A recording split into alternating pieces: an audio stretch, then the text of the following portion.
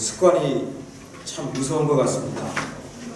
제가 지난 주일 이 주의 기도 강해를 처음 준비하면서 조금 주기도가 정말로 중요하구나 그러한 느낌이 있어서 주일 예배 마무리를 축도가 아니라 주기도로 마무리하려고 했습니다. 제가 또 잊어버릴까봐 제가 준비한 원고 가운데 그렇게 두꺼운 글씨로 써놨습니다. 주기도로 마무리할 것 그렇게 써놨는데 제가 축도로 그냥 예배를 마치고 말았습니다. 춥다고 딱 내려가는데 제가 아차 싶더라고요. 이게 바로 습관입니다. 저는 주기도가 축도 밑에 깔려있는 것이 아니라 정말로 중요한 기도라 하는 그러한 의미를 축도 대신에 주기도를 통해서 여러분에게 한번 그렇게 느끼도록 그렇게 하기를 원했는데 제가 깜빡 실수하고 말았습니다. 그러면서 습관이 정말 무섭구나 그런 생각이 들었습니다. 이렇게 습관이 무섭다고 한다 그러면 우리가 지금까지 습관적으로 주의 기도를 해왔던 게 있어요. 그러면 이것을 새로 바꾸기 위해서는 얼마나 힘이 들겠습니까? 예수님 말씀하신 의도대로 기도하지 않았던 우리의 기도 생활이 달라지기 위해서 이 습관을 바꾸어지기 위해서는 상당히 힘이 들 것 같습니다. 그래도 우리는 바꿔야 됩니다. 그렇죠? 주께서 말씀하시고 주님이 가르쳐 주신 대로 기도할 수 있도록 우리의 습관을 바꿔 나가야 되겠습니다. 자, 그래서 이제 우리가 조금 더 구체적으로 주의 기도를 살펴보기를 원합니다.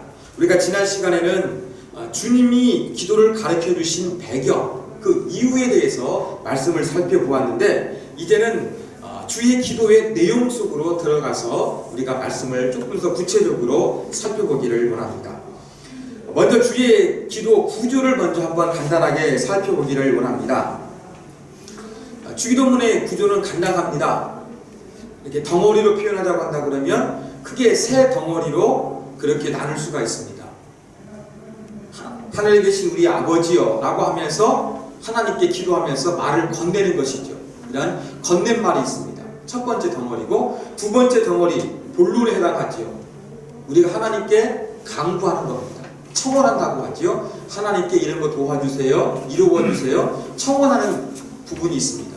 마지막 덩어리가 송영이에요. 송영이 있습니다. 그리고 기도가 끝납니다.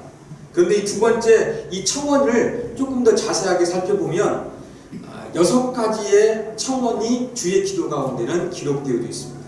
근데 이것을 3개씩 카테고리화 시켜서 나눌 수가 있어요.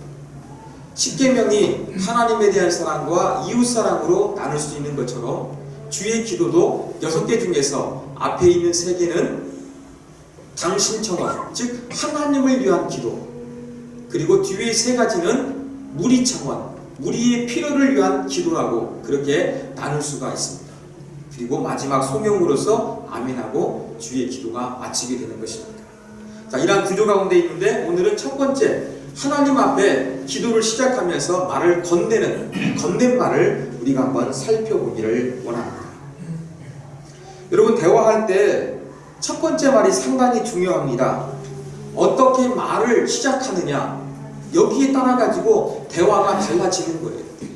여러분, 집안에서 아무리 편한 사이라 할지라도 내가 어떻게 말을 건네느냐 따라 가지고 대화가 가정에서 화기애애할 수도 있고 아니면은 신경질 내는 그런 분위기로 끝날 수가 있습니다.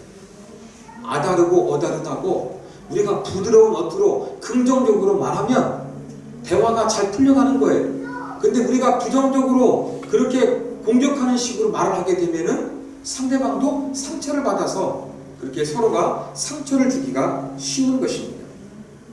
특히 잘 모르는 경우에는 더욱더 대화의 첫마디가 중요합니다. 어떻게 잘 모르는 사람과 대화를 잘 풀어갈 것인가, 이 마음을 열고서 대화하기가 힘들고 그것을 위해서 우리가 더욱더 집중적으로 그 대화의 첫 부분을 신경 쓰는 것이 중요합니다. 기도도 일종의 대화입니다. 하나님과 대화하는 것이죠. 그러면 우리가 어떻게 하나님께 대화를 시작하느냐에 따라서 우리의 기도의 수준도 달라질 수가 있다는 거예요. 그래서 주님께서도 이 기도의 시작하면서 하나님께 건네는 말, 이 중요성을 알고 계셨는지 상당히 파격적인 그러한 건넨말을 예수님께서 가르쳐 주셨습니다. 우리가 볼 때는 평범한 것 같아요. 왜요? 너무나 잘 알고 있으니까.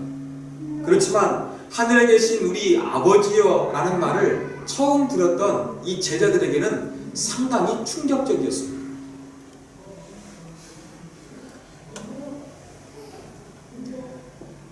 바로 왜 그러냐면 하늘에 계신 우리 아버지여라는 이 건넨말이 기도를 드리는 사람과 기도를 받으시는 하나님과 어떠한 관계가 있느냐, 이것을 잘 나타내는 그러한 말씀이기 때문에 그렇습니다.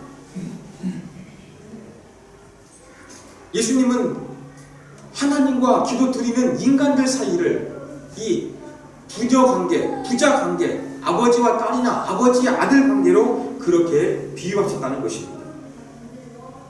바로 기도 가운데 중요한 것은 우리가 하나님을 어떠한 대상, 어떠한 분으로 인정하면서 느끼면서 기도하느냐, 이게 중요하다는 겁니다. 여러분, 제가 개척하고 나니까 뭐 잘은 못하지만 그래도 몇 사람이 저를 찾으러 왔습니다.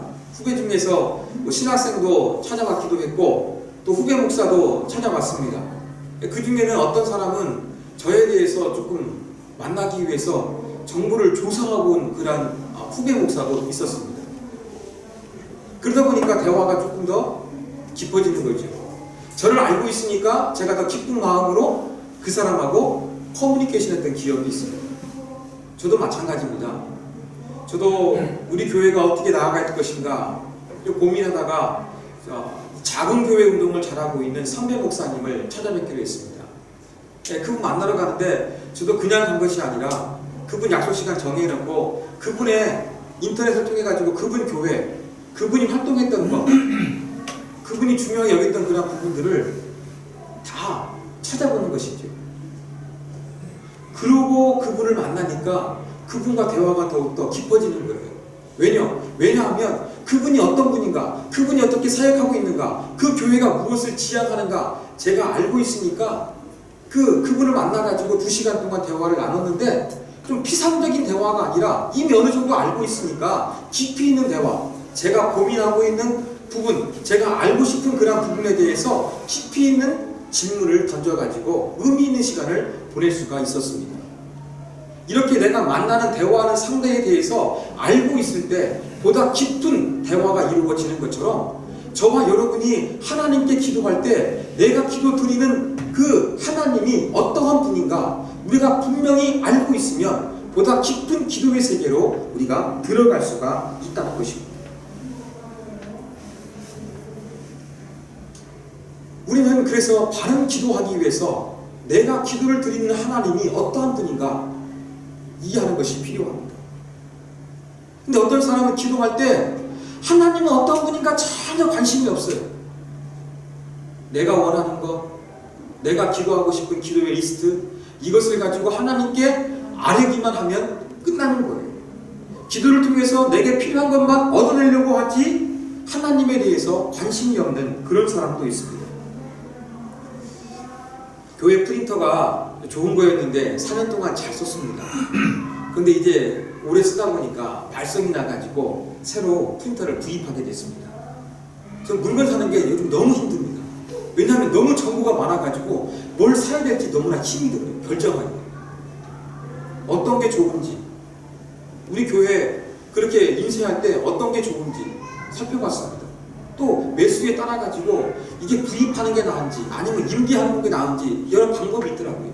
이런 가운데서 제가 고민을 많이 했습니다. 어떤 기둥이 좋을까? 또 가격은 어느 정도 할까? 어디가 쌀까? 이런 부분들을 제가 전부 다 살펴보는 것입니다. 그런데 저는 이 프린터를 파는 사람에 대해서는 관심이 없어요. 한 번도 조사하지 않았습니다. 왜 그렇습니까? 저한테 필요한 것은 프린터가 필요한 것이지 그 프린터를 판매하는 사람에 대해서는 전혀 알 필요가 없는 거예요. 내가 원하는 것은 이 프린터를 구매하는 것이니까 그것만 관심 있지 그 외에는 관심이 없는 거예요. 근데 여러분 하나님께 대해서 마치 프린터를 구매하는 태도를 보이는 사람이 있어요. 내가 원하는 거, 내가 바라는 거, 여기에 대한 관심을 가지고 하나님께 기도하는데 그 기도를 들으시는 하나님께 대해서는 전혀 관심이 없는 거예요. 알고 싶지도 않고 내가 바라는 거, 내가 희망하는 거 이것만 그냥 하나님께 통보하면 끝나는 식으로 기도하는 사람이 있다는 것입니다. 여러분 체리피커란 말 들어보셨을 거예요. 원래 체리피커란 신 체리가 아니라 잘 익은 맛있는 포도만 따먹는 사람을 체리피커라고 합니다. 근데 이것을 원래 이용해가지고 신용카드 혜택을 잘 이용하는 사람을 체리피커라고 불렀어요. 여러분 신용카드 가지고 계시잖아요. 전부 다 혜택이 달라요. 다양한 혜택이 있는데 혜택을 어떻게 해서 잘 내가 그것을 누릴 수가 있느냐 이걸 잘 조사해가지고 여러 카드를 잘 이용해가지고 카드 쓰는 것보다 카드가 주는 혜택만 쏙쏙 빼먹는 그런 사람이 체리피커라고 합니다.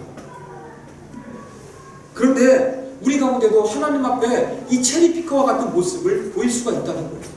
왜 그렇습니까? 하나님이 가지고 계신 좋은 능력과 영광과 무한하심이 있는 거예요.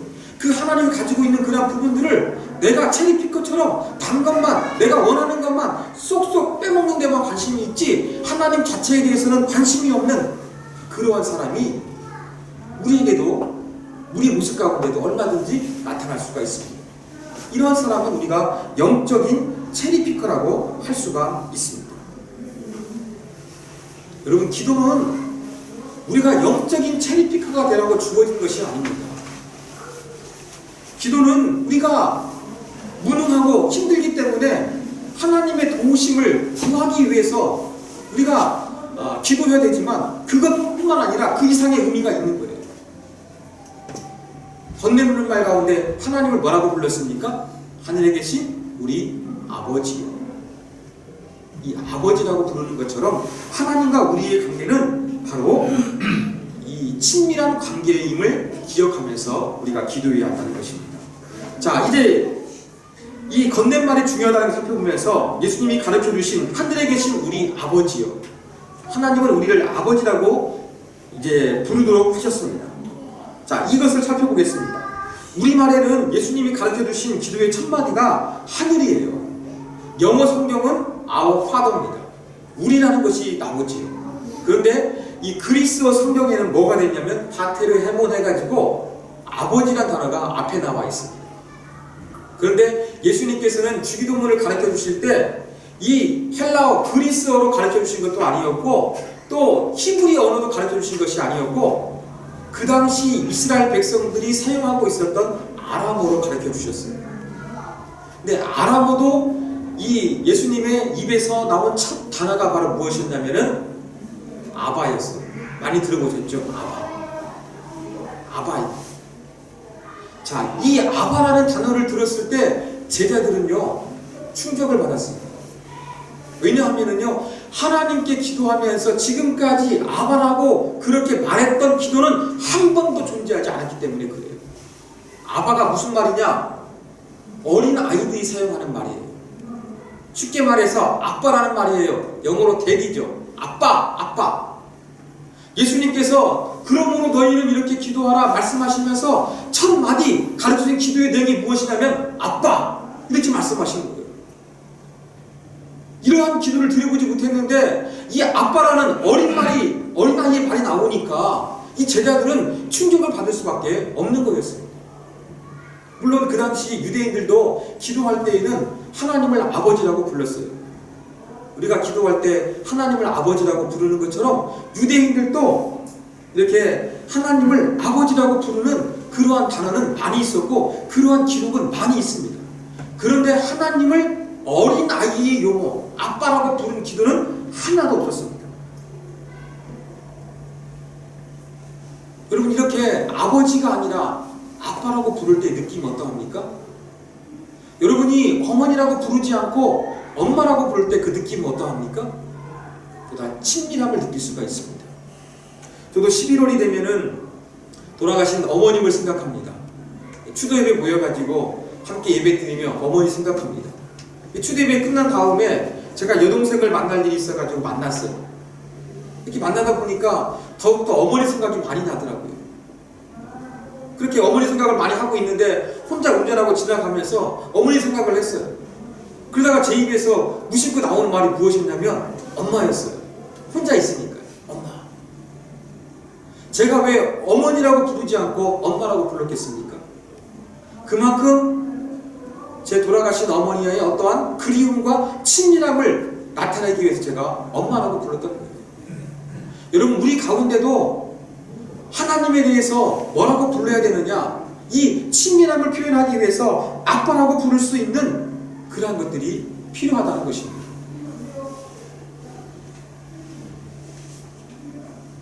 우리 길을 가다가 어린 꼬마들이 아빠 그렇게 불러가지고 아빠 품에 달려가는 모습 보면은 아주 귀엽습니다. 나하고 피 한 방울 섞이지 않았지만 그 모습을 보면은요 웃음이 나옵니다. 귀엽고 사랑스럽기 때문에 그렇습니다.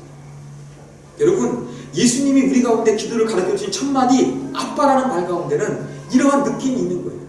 하나님과 우리 사이 관계가 정말로 사랑스럽고 친밀한 관계를 보여주는 그러한 단어라는 것입니다.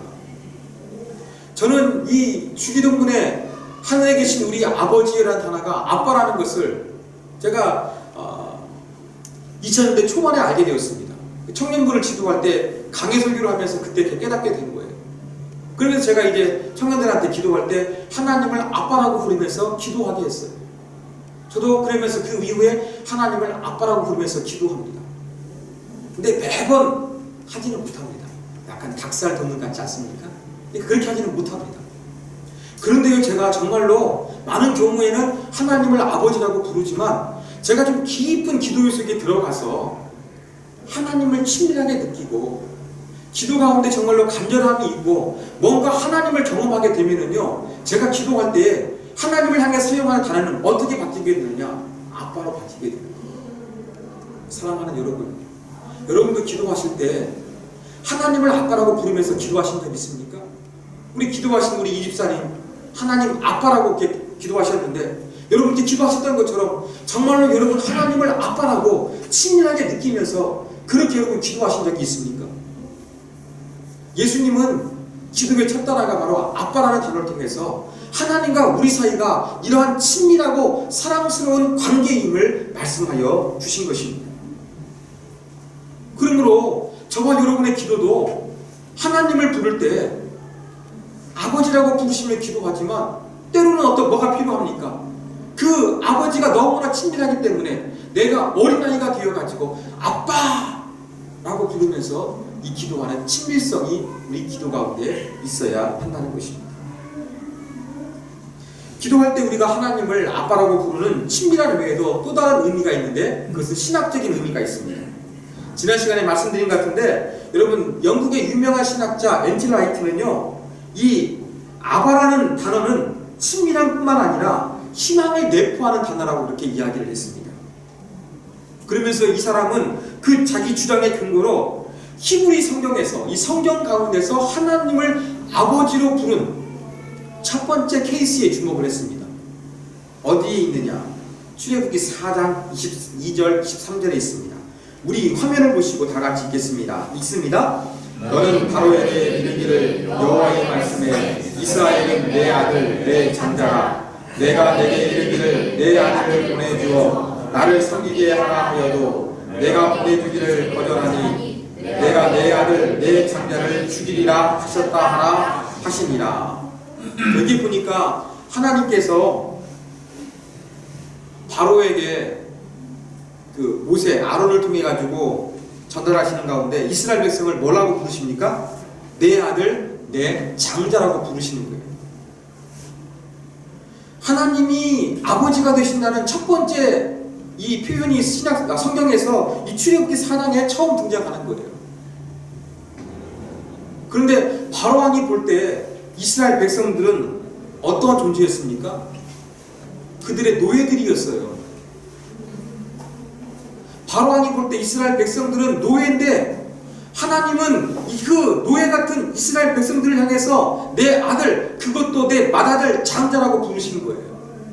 그러면서 그 이스라엘 백성들을 내가 보내주지 아니하면 바로 너의 아들 내 장자를 죽이라고 했습니다.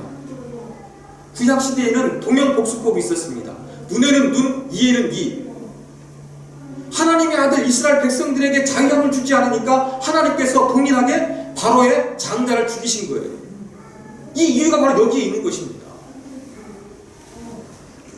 하나님은 이렇게 이스라엘 백성들을 노예 상태에 있었지만 아들로 대우해 주신 거예요. 아들 중에서도 맏아들 장자라고 그렇게 인정해 주신 것입니다. 그런데 아들로 불러주시는데 무엇을 위해서 그랬습니까? 출애굽을 위해서 그랬습니다. 모든 속박으로부터 자유케 하는 이 출애굽을 할 때 하나님께서 이스라엘 백성을 아들로 불러주신 거예요. 그러면서 이 엔틸라이트는 예수님께서 기도를 가르쳐 주시면서 우리를 하나님을 아빠라고 부르쳐 주신 것도 새로운 출애굽을 위해서 그렇게 주신 것이다. 그러므로 우리가 하나님을 아빠라고 부르는 것은 하나님 나라가 임하는 혁명과 희망을 내포하고 있는 것이다. 그렇게 해석을 했습니다. 이게 바로 아빠 가운데 담겨진 또 다른 아주 중요한 신학적인 그러한 의미인 것입니다. 자, 지금까지 제가 이제 아빠에 대해 설명을 드렸습니다. 우리라는 부분은 공동체 기도니까 제가 설명을 하겠습니다. 자, 건네말 가운데서 또 중요한 단어가 무엇이냐면 하늘에 계신 이라는 부분입니다. 하늘에 계신 우리 아버지요. 이제 하늘에 계신 하나님에 대해서 살펴보겠습니다. 여러분, 고대인들에게 하늘은 엄청나게 중요했습니다. 고대 문명이 발달했던 여러분 이집트나 잉카와 같은 문명을 보면은요, 전부 다 태양신을 숭배했어요. 고대 사회에는요, 태양신을 숭배할 수밖에 없었습니다. 왜냐하면 유한한 인간이 깜깜한 밤이 되면 너무나 두렵고 무서웠기 때문에 그래요. 지금은 우리가 뭐 이렇게 과학이 발달해가지고 밤이 돼도 나처럼 환하게 할 수가 있었는데 옛날 시대에는요, 밤에는 암흑이었습니다. 아무것도 할 수가 없었습니다. 언제 도둑이 올지도 모르고요, 언제 사나운 들짐승이 와가지고 공격할지도 모르고 강도가 나타날지도 모르는 그러한 것이 바로 밤이었습니다. 밤에는 또 기온이 떨어져가지고 얼마나 춥습니까? 그런데 이러한 어두움을 다 물리치는 것이 바로 무엇이냐면 빛이에요. 빛이 어디에 있습니까? 하늘에 있습니다. 그리고 이 하늘에 있는 태양빛을 통해 가지고 모든 생명체가 자라게 되어 있어요. 고대 세계에서 지금도 마찬가지입니다만 이 생명의 원천은 어디냐? 태양이었어요.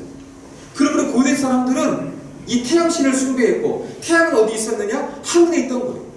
그래서 고대인들 가운데 하늘의 개념은 단순히 물리적인 공간으로서 높은 곳이 아니라 바로 우리와 차원과 수준이 다른 어떠한 초월적인 영역, 어떠한 신적인 영역을 의미하는 것이 바로 고대인들이 가지고 있는 하늘의 개념이었습니다.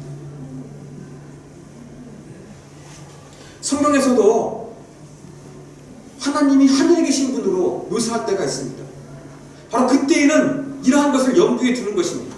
하늘에 있다는 것은 하나님은 우리 인간과 다르다. 땅에 있는 인간들과 달리 뭔가 능력이 많으시고 뭔가 전지전능하시고 초월적인 분이시다 라는 그런 부분들을 나타내기 위해서 하늘에 계신 하나님이라는 말을 성경도 사용하고 있는 거예요. 출애굽기 3장 14절에 보면 하나님이 이렇게 말씀하셨습니다. 하나님이 모세에게 이르시되 나는 스스로 있는 자니라. 예, 사람들은 어떻게 있었느냐? 부모님 때문에 태어나게 되었어요. 그러나 하나님은 스스로 계신 분이시라는 거예요. 우리와 차원이 다르신 분이에요. 이사야 55장 9절입니다. 이는 하늘이 땅보다 높음같이 내 길은 너희의 길보다 높으며 내 생각은 너희의 생각보다 높음이니라. 하늘과 땅이 천지 차이인 것처럼 하나님의 생각, 우리 생각과 다르다는 거예요. 하나님의 길, 우리의 길과 다르다는 거예요. 이걸 볼 때 하나님 우리와 초원이 다르다는 부분을 알고 있습니다. 우리가 기도하는 때로는 친밀하신 하나님이 어떠한 분이라고요? 하늘에 계셔서 전지전능하시고 우리의 영역과 우리의 수준과 다르신 그러한 하나님임을 고백하고 있는 것입니다. 하늘에 계신 우리 아빠 할 때는 그래서 두 가지가 있습니다. 하늘에 계시다는 것은 이 하나님의 초월적인 능력, 위대한 능력을 나타내는 거예요. 아빠라는 것은 내재성, 친밀성을 이야기합니다. 이 친밀성과 초월성은 두 가지 전부 다 중요합니다. 여러분, 사람들은 신에 대한 많은 관념들을 가지고 있습니다. 어떠한 사람은 신은 없다 이야기합니다. 이걸 무신론이라고 이야기하죠. 또 어떤 사람은 신이 있는지 없는지 모르겠다라고 이야기하는 불가지론자들이 있습니다. 이제 신의 존재를 믿는 유신론이 있는데, 유신론도 조금 다양합니다. 대표적으로는 이 범신론과 이신론으로 들 수 있습니다. 범신론은 무엇이냐면, 신은 있는데 어떤 신이 존재하느냐? 신은 초월적인 신이 아니라 이 친밀한 내지하는 신으로 그렇게 믿고 있는 거예요. 이러한 범신론이 강한 종교가 바로 인도의 힌두교 계통의 종교나 불교가 여기에 해당합니다. 그래서 이러한 종교는 사람 안에 신적인 요소가 있다. 여기 뭐 자연 꽃이 있지 않습니까? 나무가 있는데 여기 나무도 여기에는 신적인 요소가 있다. 이 자연과 이 사람을 통해 가지고 신적인 요소를 발견하고자 하는 그러한 종교가 바로 범신론이라고 할 수가 있습니다. 그래서 이러한 종교들은 어떻습니까? 수양을 강조하는 거예요. 기, 그 다음에 요가, 그 다음에 선, 명상. 여러분, 이런 것들을 통해 가지고 자꾸 우리 안에 있는 신적인 요소를 개발하려고 하는 것이 이러한 범신론 계통의 특징이라고 할 수가 있습니다. 요즘에는 이것을 갖다가 수행을 마음 공부라고 하죠. 마음 공부를 통해서 신이 되려고 하는 이러한 종교가 범신론적인 경향이라고 할 수 있습니다. 자, 신이 되는데 누가 되는 것입니까? 초월적인 존재가 도와주는 것이 아니라 자기 스스로가 수양을 쌓아서 되는 거예요. 이와 반대로 되는 그러한 신적인 개념이 있는데, 이것은 바로 이신론입니다. 이신론은 어떤 입장이냐면 초월적인 신의 존재를 믿는 거예요. 우리 어떤 살고 있는 우리 안에 신이 있는 것이 아니라 우리와 다른 차원의 신이 존재한다고 믿는 거예요. 근데 저 초월적인 신은 저 멀리에 있지 내려오지 않아요. 그래서 내재성이 없는 신입니다. 이러한 대표적인 신관을 가지고 있는 종교는 이슬람을 들 수가 있습니다. 여러분, 알라는 위대하다. 이슬람 사람들 그렇게 외치지요. 알라는 위대합니다. 그렇지만 알라는 저 하늘에만 있지 결코 사람들이 살고 있는 땅 가운데 내려오지 않는 거예요. 그러니까 위대한 알라가 내려오지 않으니까 이슬람을 믿는 사람은 어떻게 합니까? 하루에 5번씩 기도합니다. 라마단 금식을 합니다. 메카라는 성지를 순례합니다. 자꾸 인간이 노력해가지고 어떠한 알라의 위대함을 끌어내려고 하는 것이 바로 이슬람의 특징입니다. 이것도 어떻게 보면 자력구원의 요소를 많이 가지고 있는 거예요. 그런데 이 고등 종교에서, 세계적인 고등 종교에서 이 내재성과 초월적인 면, 친밀하면서도 어떤 우리 인간들과 차원이 다른 위대함을 가지고 있는 신 존재가 누굽니까? 하나님이란 두 가지 모든 모습을 가지고 있다고 예수님 우리 가운데 가르쳐 주신 거예요. 여러분, 기독교의 위대함은 여기에 있는 거예요. 범신론과 이신론 쪽엔 두 가지의 모든 장점을 다 가지고 있는 것이 바로 기독교의 신관입니다. 그런데 그 신관을 예수님께서 기도의 첫 하나님께 대해서 건네는 말, 하늘에 계신 우리 아버지여라는 말을 통해서 우리 가운데 가르쳐 주신 겁니다. 그러므로 여러분, 예수님이 가르쳐 주신 이 건네는 말, 하나님이 어떤 분인가 하는 말 가운데는 우리가 생각했던 것보다 훨씬 중요한 하나님께 대한 신적인 관념에 대한 고백이 담겨져 있는 것입니다. 하나님은 아빠와 같이 친밀한 분이시다. 하나님은 우리에게 우리와 수준이 다른 초월적인 능력이 많으신 위대한 분이시다. 이 두 가지 고백이 하나님을 건네는 말 가운데 함께 담겨져 있다는 것입니다. 그러므로 사랑하는 여러분, 우리가 기도할 때 기도하는 내용이 중요해요. 간절히 기도하는 것도 중요해요. 믿음으로 기도하는 것도 중요해요. 또 열심히 오랜 시간 동안 기도하는 것도 중요합니다. 그러나 그 기도가 이루어지기 전에 더 중요한 게 있습니다. 내가 이렇게 오랜 세월 동안 믿음으로 간절하게 기도를 드리는 그 대상이신 하나님이 어떠한 분인가 하는 것입니다. 바로 우리가 기도하는 그 하나님은 하늘에 계신 아빠이십니다. 친밀하신 분이십니다. 그러면서도 우리와 달리 초월적인 능력을 가지신 분이라는 이 고백이 담겨져 있어야 하는 것입니다. 이게 바로 예수님이 우리 가르쳐 주신 기도의 첫마디예요. 하나님에 대한 소개인 것입니다. 그런데 우리는 하나님에 대해서 어떠한 이미지를 가지고 있습니까? 어떠한 사람들은 하나님을 아빠라고만 생각해요. 하나님은 모든 것들을 다 용서해 주시는 분, 절대 화를 안 내시는 분, 나를 사랑해 주시는 분, 이런 아빠이신 하나님의 개념을 가지고 있어가지고 하나님을 무서워하지 않습니다. 두려워하지 않습니다. 그래가지고 자꾸 자기가 조금 죄를 짓고 넘어져도 자기와 합리하면서 이 자기 연약한 죄성을 고치려고 하지 않는 그런 사람이 있기도 합니다. 또 어떤 사람은 이와 반대로 하나님에 대해서 이 하늘에 계신 개념만 충만한 사람이 있어요. 이 하늘에 계신 하나님 생각하는 사람은 하나님을 좀 무서워하고 두려워합니다. 왜냐하면 하나님은 나와 레벨이 다르신 분이니까 뭔가 가까이 하기에는 너무 먼 당신, 너무 부담스러운 분. 하나님은 위대하시고 하나님은 능력이 많으시고 하나님은 거룩하신 분인데 연약하고 죄 많은 내가 어찌 하나님을 가까이 할 수 있을까? 그렇기 때문에 나는 하나님을 가까이 갈 수 없는 존재야. 하나님은 두렵고 무서운 분이야 라고 하면서 이 하늘에 계신 하나님만 초점을 두는 그러한 사람이 있습니다. 사랑하는 여러분, 여러분들이 가지고 계신 하나님에 대한 관념은 어떠합니까? 이 두 가지의 균형이 잡혀져 있습니까? 때로는 하나님을 아빠처럼 친밀하게 우리가 느껴야 합니다. 때로는 하나님에 대해서 정말로 이 초월적인 위대한 분, 그래서 경배하고 경외해야 될 분, 존경해야 될 분, 여러분 그러한 분으로 하나님을 여러분 느끼고 계십니까? 이 두 가지가 균형이 잘 잡혀야 건강한 신앙이라 할 수가 있는 거예요. 바로 예수님께서 기도를 가르쳐 주시면서 하나님께 말을 건네는데 어떠한 하나님으로 고백하며 우리가 나아가느냐? 이 균형 잡힌 시각을 가지고 나아가라는 거예요.